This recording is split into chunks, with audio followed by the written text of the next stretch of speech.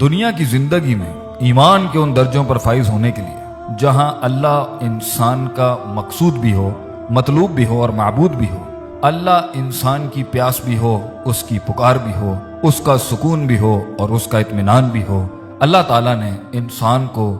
دنیا کی پیچیدگیوں سے نکلنے کے لیے زبردست فارمولہ سورہ آل عمران کی آیت نمبر 164 میں اللہ فرماتے ہیں وَيُزَكِّيهِمْ وَيُعَلِّمُهُمُ الْكِتَابَ وَالْحِكْمَةَ۔ 3 چیزوں کو مان کر اس پر اپنی زندگی کو گامزن کر کے انسان دنیا کی تکلیف، غموم اور ہموم سے نکل کر سکون اور اطمینان کی اور ایمان اور احسان کے درجوں پر فائز ہو سکتا ہے، جس کا پہلا سٹیج یزکیہم تزکیہ ہے۔ نفس کو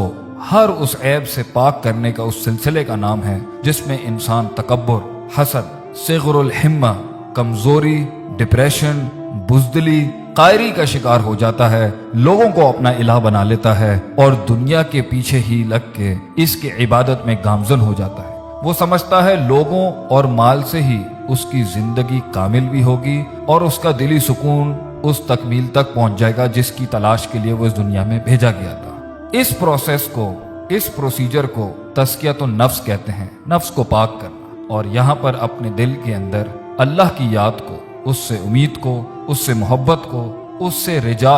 اس سے ڈرنا، اس پر توکل رکھنا، کامل اعتماد رکھنا کہ اللہ کی ذات ہی ہے جو کل تھی، آج ہے اور ہمیشہ رہے گی، اس کو اپنے اندر پختہ کرنا۔ اس پروسیس سے جب انسان گزر جائے گا تو اسے دوسرے پروسیس میں انٹر ہونا چاہیے جو ہے تعلیم، یعلمہم الکتاب۔ چیزوں کے، دنیا کے، جذبات کے، روحانی زندگی کے، جسمانی زندگی کے، لوگوں کے، اپنے، اللہ کے حقوق اور ان سے جڑے ہوئے معاملات کو ان کی جگہ پر وضع کرنا، اسے علم کہتے ہیں۔ جس کے پاس علم نہیں وہ نہیں جان سکتا سچ کیا ہے، جھوٹ کیا ہے، حق کیا ہے، باطل کیا ہے، ٹھیک کیا ہے، غلط کیا ہے، افراط کیا ہے، تفریط کیا ہے، ہر معاملے کے اندر کتنا کرنا ہے، کتنا نہیں کرنا، اللہ کے ساتھ کتنا تعلق، کس جگہ پر کیسے ہونا چاہیے، جذبات کے ساتھ، عقیدے کے ساتھ، نظریے کے ساتھ، لوگوں کے ساتھ کیا تعلق ہونا چاہیے اور اس دنیا کے اندر اپنے آپ کو کس طرح لے کے چلنا چاہیے، انسان کی ایموشنل سائیکالوجی، اس کی بیہیویئرل سائیکالوجی،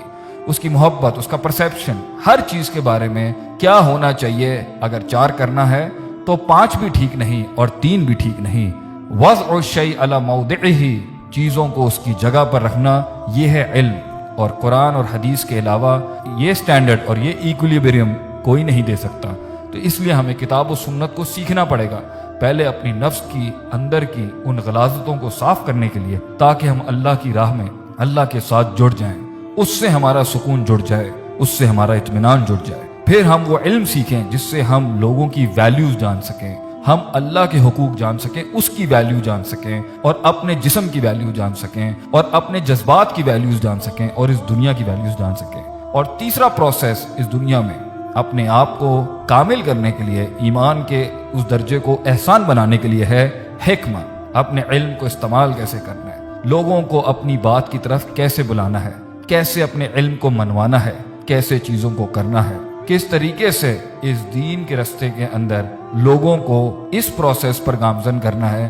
تاکہ ایک انسان ایک جماعت یعنی کہ ایک امت کی شکل اختیار کر کے ایک پورے معاشرے کی اصلاح کر سکے اور وہ پورا معاشرہ اللہ کے ساتھ جڑ کے دنیا کے اندر سکون اور اطمینان کی طرف گامزن ہو سکے۔ جب تزکیہ نہیں ہوگا، تعلیم نہیں ہوگی اور حکمت نہیں ہوگی تو ہوئی انسان دنیا کو اپنا معبود بنائے گا، دنیا میں اپنا سکون تلاش کرے گا، لوگوں میں اپنا اطمینان ڈھونڈے گا، لوگوں کی عبادت کرے گا، چیزوں کو ان کی وضع سے ہٹائے گا اور دنیا میں فساد پیدا کرے گا، اپنے آپ کو الہ کہے گا یا لوگوں کو الہ کہے گا، اپنے آپ کو خدا کہے گا یا لوگوں کو یا اشیاء کو یا مال کو ہی خدا کہے گا۔ لوگوں نے اس دنیا میں وہ فساد اس لیے کیا کیونکہ وہ اصل علم سے دور تھے، اور اگر علم تھا تو نفس پاک نہیں تھا، اس میں سائیکوپیتھیز اور وہ تزکیہ نہیں تھا، اور اگر تزکیہ بھی تھا اور تعلیم بھی تھی تو حکمت نہیں تھی، کون سا کام کہاں، کب، کیسے، کس اماؤنٹ میں، کس کوانٹٹی میں، کس انٹینسٹی کے ساتھ کرتے ہیں، ان تینوں چیزوں کا بیلنس نہ ہونے کی وجہ سے